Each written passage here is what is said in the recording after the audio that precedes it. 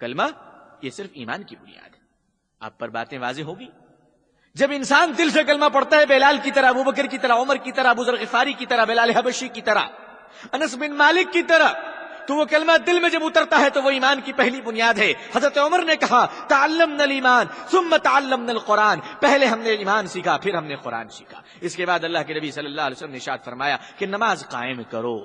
اب کلمہ ہو گیا، ایمان لے آئے، تو اب نماز قائم کرو. اب آپ اندازہ کیجئے کہ نماز سے اسلام کی بنیاد کا کیا تعلق ہے. دوستو اور بزرگوں، اللہ تعالیٰ نے انسان کو 4 چیزوں سے پیدا کیا. یہ جو انسان آپ کے سامنے نظر آتا ہے 5 فٹ کا، 8 فٹ کا، جو حج بھی کرتا ہوا نظر آتا ہے، بس میں پاکٹ بھی کرتا ہوا نظر آتا ہے، جو آپ کو رمضان کے روزے بھی رکھتا ہوا نظر آتا ہے، کبھی کبھی کسی کے گھر میں ڈاکہ ڈالتا بھی نظر آتا ہے، کبھی کبھی نکاح کی محفلوں میں دلہا بن کر نظر آتا ہے، سڑک میں آوارے کتے کی طرح، جانوروں کی طرح پھرتا ہوا بھی نظر آتا ہے. یہ انسانوں کی تعریف آپ کو پتہ ہے کہ انسان کو اللہ نے کتنے آئٹم سے بنایا ہے؟ انسان کو اللہ تعالیٰ نے 4 آئٹم سے بنایا ہے. 4 چیزیں اس کی خمیر میں ملا ہوا ہے: آگ، مٹی، پانی، ہوا. مٹی، آگ، پانی، ہوا، یہ 4 چیزیں اللہ نے انسان کی خمیر میں ملایا ہے. سن لیجئے اچھی طرح تک کہ آپ کو پتہ چل جائے کہ آپ کیا چیز سے بنے ہیں. ایسا نہ ہو کہ آپ میری تعریف سن کر، میرے بیان کو سن کر کچن میں ماچس جلانا بھول جائیں. ویسے تو یہ سچ ہے کہ سماج میں پھوک سے بھی آگ لگ جاتی ہے، اور آج ایسے بہت سارے شریف گنڈے ہمارے سماج میں ہیں جو اپنی زبان کی برکت سے ماحول میں آگ لگاتے رہتے ہیں. اپنی زبان کی برکت سے معاشرے کو تباہ کرتے رہتے ہیں. نماز بھی پڑھتے ہیں، تسبیح پڑھتے ہیں، ہاتھوں میں تسبیح ہوتی ہے، بیٹا کو بیچنے کا انتظام کرتے ہیں. پیشانی پہ نماز کی نشانی ہوتی ہے، دوسروں کی بیٹیوں کو لوٹنے کا انتظام کرتے ہیں. ایسے شریف گنڈوں کی کمی نہیں ہے ہمارے معاشرے میں. یہ الگ بات ہے کہ ہمارے شہر میں نہ ہو، کیونکہ یہاں تو کافی شریف لوگ رہتے ہیں. وہ دوسرے علاقوں میں رہتے ہوں گے، شاید سمندر پار رہتے ہوں گے. فرمایا نماز پڑھو، نماز تم پر فرض قرار دیا گیا. اے اللہ، اس نماز سے کیا تعلق ہے اسلام کی بنیاد کا؟ اللہ نے انسان کو آگ سے بنایا ہے، اور آگ کی تعریف یہ ہے کہ وہ بھڑکتا ہے، وہ شعلہ بن کر اٹھتا ہے. آگ میں غرور ہے، تکبر ہے، جلن ہے، چبھن ہے. آپ آگ کو دیکھیے، ماچس جلائیے بھڑک جاتا ہے، پیٹرول دکھائیے تو ہمالیہ کے اوپر پہنچ جاتا ہے. تو آگ میں تکبر ہے، آگ کے اندر اکڑ ہے، اور یہی آگ اللہ نے انسان کی خمیر میں ملا دیا ہے. تو انسان بھی کیا کرتا ہے؟ لیبرٹی کا شوز پہن کر زمین پر پاؤں پٹک پٹک کر مارتا ہے. اگر کوئی آدمی اکڑ کر چل رہا ہے تو غلطی اس بیچارے کی نہیں ہے. اللہ نے جو اس کے خمیر میں آگ ملا دیا ہے وہ اپنا رنگ لا رہا ہے جناب، وہ اپنا کام کر رہا ہے. اب اگر کوئی انسان تکبر کر رہا ہے، کوئی انسان گھمنڈ کر رہا ہے، تو وہ آگ کا کمال ہے جس آگ سے اللہ نے اس کو پیدا کیا ہے. آگ انسان کے اندر تکبر پیدا کرتا ہے، آگ انسان کے اندر غرور پیدا کرتا ہے، آگ انسان کو بھڑکاتا ہے، آگ انسان کو شعلے کی طرح للکارتا ہے. فرمایا کہ جس آگ نے تمہارے اندر تکبر کیا پیدا کیا ہے، اللہ نے مسلمانوں کے لیے نماز کو فرض قرار دیا. آؤ اور نماز پڑھو مسجد میں. اس آگ نے تمہارے اندر تکبر پیدا کیا ہے، یہ نماز تمہارے اندر سادگی پیدا کرتا ہے. یہ نماز تمہیں انسان بناتا ہے، یہ نماز تمہیں جانور سے شریف انسان بناتا ہے. اور فرمایا کہ آگ کے جلن میں تکبر پیدا کرنے والے انسانوں، آؤ وضو بناؤ. انسان وضو بناتا ہے، مسجد میں آتا ہے، پاکیزہ بن کر آتا ہے، اور جماعت میں کھڑا ہو کر کہتا ہے اللہ اکبر، اے اللہ سب سے بڑا تو ہے. جو انسان ابھی دکان پر کہہ رہا تھا میں یجمان ہوں، میں مالک ہوں، میں صدر صاحب ہوں، میں متولی صاحب ہوں، میں کونسلر صاحب ہوں، میں منسٹر صاحب ہوں، میں ایم پی صاحب ہوں، نہ جانے میں کیا کیا صاحب ہوں، وہی انسان جب نماز کے اندر کھڑا ہوتا ہے کہتا ہے اللہ اکبر، میں کچھ بھی نہیں ہوں، سب سے بڑی ذات اللہ کی ہے. آگ تمہارے اندر تکبر پیدا کر رہا ہے، نماز تمہارے دل کے اندر انکساری پیدا کر رہا ہے. نماز میں کھڑے ہو کہ تم اللہ کے سامنے جھکتے ہو، اللہ کی تعریفیں کرتے ہو، اور جھکتے جھکتے رکوع میں چلے جاتے ہو، سجدے میں جا کر اپنے ناک کو رگڑتے ہو. پروردگار میں ذلیل ہوں، پروردگار میری حیثیت کچھ نہیں ہے، میری اوقات کچھ نہیں ہے، سب سے بڑی طاقت تو ہے. جس آگ نے تمہارے اندر تکبر پیدا کیا، نماز کے ذریعے سے اس آگ کی جلن کو ختم کر دیا گیا. جس آگ نے تمہیں جانور بنا دیا تھا، اس نماز نے تمہیں انسان بنا دیا ہے. یہ بنیاد ہے. اس کے بعد اللہ کے نبی صلی اللہ علیہ وسلم نے ارشاد فرمایا زکوٰۃ ادا کرو. اللہ کے نبی صلی اللہ علیہ وسلم نے ارشاد فرمایا تمہارے پاس مال ہے تو زکوٰۃ ادا کرو.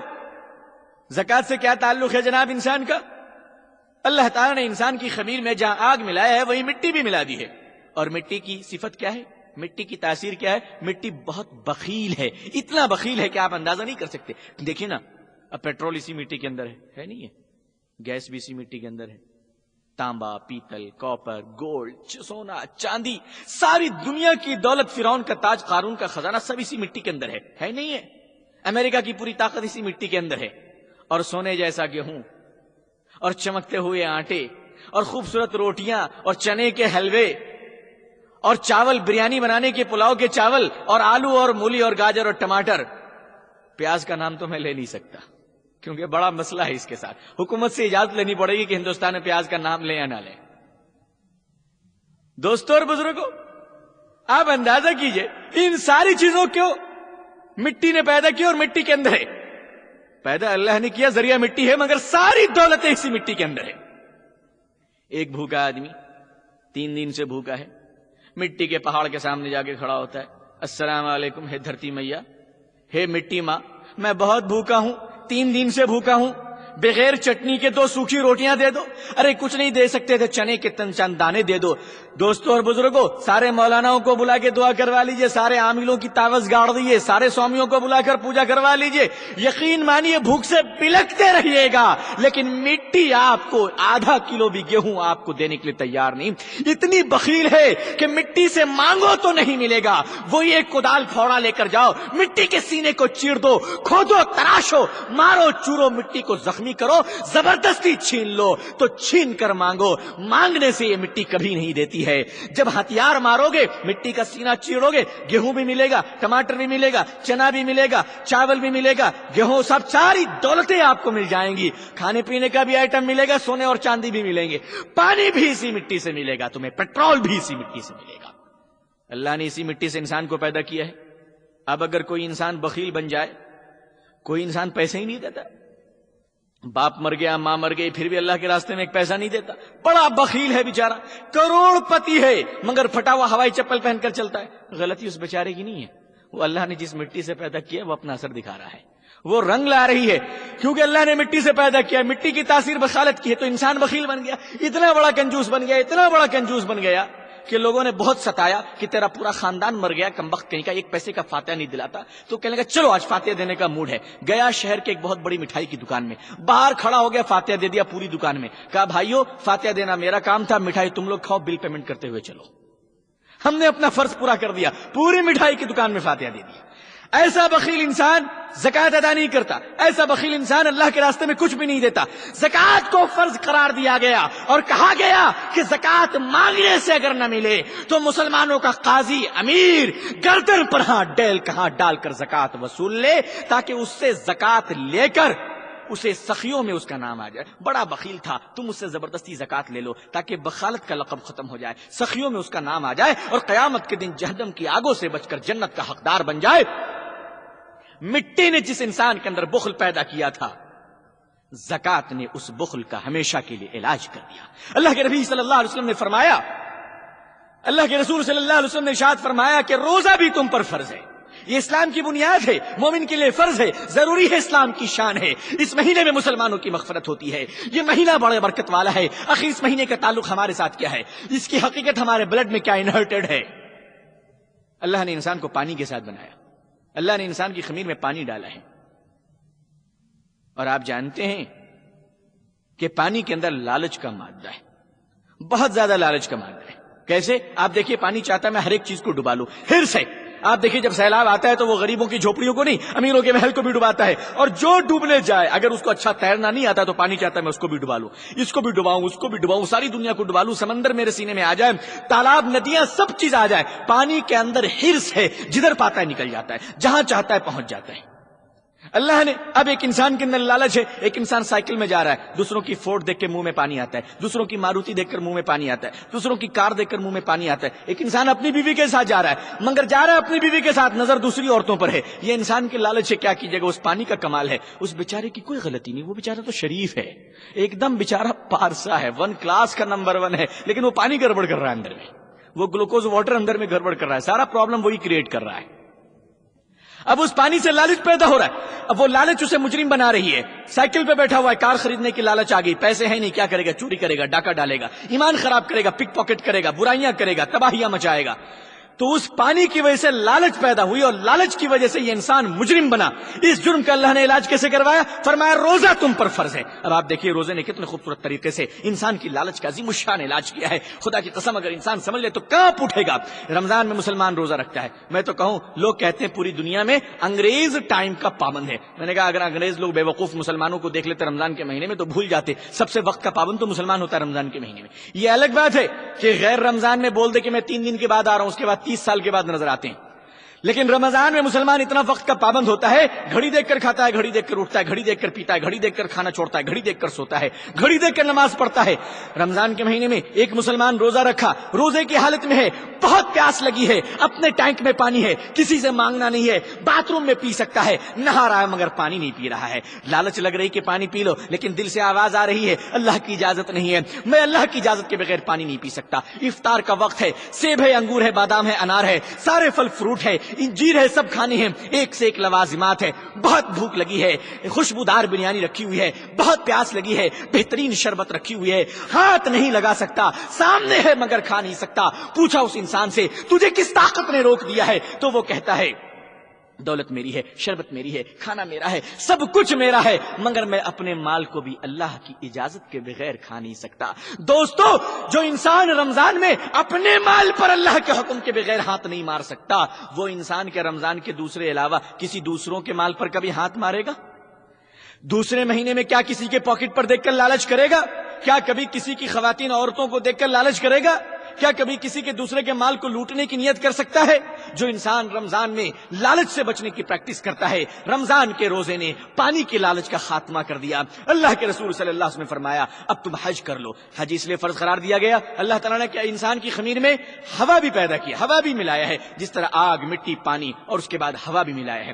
ہوا کی صفت یہ ہے، ہوا کی شان یہ ہے، ہوا کا کام یہ ہے کہ ہوا میں بہت دکھاوا ہے. دیکھیے نا جہاں تک کوئی نہیں پہنچ پاتا بیلون کے اندر ہوا گھس جاتی ہے، جہاں دیکھیں وہاں ہوا پہنچ جاتی ہے. ہر جگہ ہوا بیٹھی ہوئی ہے، جہاں ہوا نہیں ہے وہاں زندگی نہیں ہے، جہاں ہوا ہے وہاں زندگی موجود ہے. ہوا کے اندر دکھاوا ہے، شان ہے، شو بازی ہے. اگر کوئی انسان اچھا جوتا پہن کے چمکتا ہوا سڑک پہ چل رہا ہے، اپنے بالوں کو خوبصورت بنا کر چل رہا ہے، کوئی انسان اپنی آواز کی نمائش کر رہا ہے، کوئی انسان اپنے حسن کی نمائش کر رہا ہے، کوئی اپنے جسم کی نمائش کر رہا ہے، کوئی اپنے کپڑوں کی نمائش کر رہا ہے، تو یہ خطا اس کی نہیں ہے. اللہ نے جس ہوا سے بنایا ہے اس ہوا کا کمال ہے کہ انسان شوبازی کر رہا ہے. اللہ نے اس شوبازی کا علاج حج کے ذریعے سے کرایا کہ اس دنیا میں امیر لوگ اپنی دولت کا مظاہرہ کرتے ہیں، غریب اپنی غریبی پر سی سکتا ہے، کھانے والے کھانے کو بیکار کرتے ہیں، بھوکا انسان سوکھی روٹی کے لیے ترستا ہے. اللہ نے علاج حج کے ذریعے سے کرایا. فرمایا آؤ میرے گھر کی طرف، دوڑو اس گھر کی طرف لبیک کہتے ہوئے حج کرنے آؤ. لیکن سن لو، حج کرنے جا رہے ہو، بادشاہوں تم اپنے سلطانی لباس کو اتار دو، علماء تم اپنی شیروانی کو اتار دو، امیروں تم اپنے کرتا پاجامہ کو اتار دو، سیاستدان لیڈروں تم اپنے کھادی کے کپڑوں کو اتار دو اور پہن لو. امیر غریب بادشاہ فقیر اور عالم اور جاہل تمام لوگ احرام کی شکل میں کفن کے ٹکڑے کو اور پہن کر آ جاؤ میرے گھر میں. سب لوگ ایک ہی لباس پہنے ہوئے، افریقہ کے کالے، امریکہ کے گورے، ہندوستانی، بنگالی، بہاری، سب لوگ ایک ہی ٹکڑا پہنے ہوئے، کفن کا ٹکڑا. کچھ پتا نہیں چلتا اس میں بادشاہ کون ہے، گدا کون ہے، امام کون ہے، مقتدی کون ہے، عالم کون ہے، جاہل کون ہے، بڑا کون ہے، چھوٹا کون ہے، فقیر کون ہے، غیر فقیر کون ہے، کچھ پتا نہیں چلتا. پہنچ جاؤ کفن کا ٹکڑا پہن کر. اور سنو، کوئی بنگالی نہیں بولے گا، کوئی اردو نہیں بولے گا، کوئی کچھ نہیں بولے گا، سب کی زبان ایک ہوگی، لبیک اللہم لبیک لا شریک لک لبیک. چاہے زبان کچھ بھی ہو، رنگ و نسل کچھ بھی ہو، لیکن حج کے زمانے میں ایک ہی آواز ہو، ایک ہی آواز ہو، ایک ہی کلمہ ہو، ایک ہی پکار ہو. اور سنو، اپنے خوبصورت بالوں کو بھی کٹوا دو، سر بھی مڑا لو، کنگھی نہیں کر سکتے، خوشبو نہیں لگا سکتے، سب دیوانے کی طرح آؤ. اے اللہ تیری محبت اور پیار میں ہم اس قدر دیوانے ہو گئے ہیں کہ ہمیں اپنے حسن کو سنوارنے کا وقت کہاں ہے، ہمیں خوشبو لگانے کا وقت کہاں ہے، ہمیں سنبھلنے کا وقت کہاں ہے، ہمیں آگے بڑھنے کا وقت کہاں ہے. اے اللہ ہم تو تیری محبت میں دوڑ رہے ہیں. آج سے 3000 سال 4500 سال پہلے اسی صفا اور مروہ پر تیری بندی حضرت ہاجرہ اپنے بیٹے کے پانی کے لیے دوڑی تھی 7 بار. اے پروردگار وہ ادائیں تجھے اتنی پسند آئی، آج ہم بھی دیوانے کی طرح دوڑ رہے ہیں. وہ صفا مروہ پہ اسماعیل کے پیاس کو بجھانے کے لیے دوڑی تھی، پروردگار آج ہم صفا مروہ پہ اس لیے دوڑ رہے ہیں کہ قیامت کے دن تو ہمارے پیاس کو بجھا دے، تو آب کوثر کا پانی نصیب فرما، نبی اکرم صلی اللہ علیہ وسلم کے ہاتھ سے جام کوثر نصیب فرما.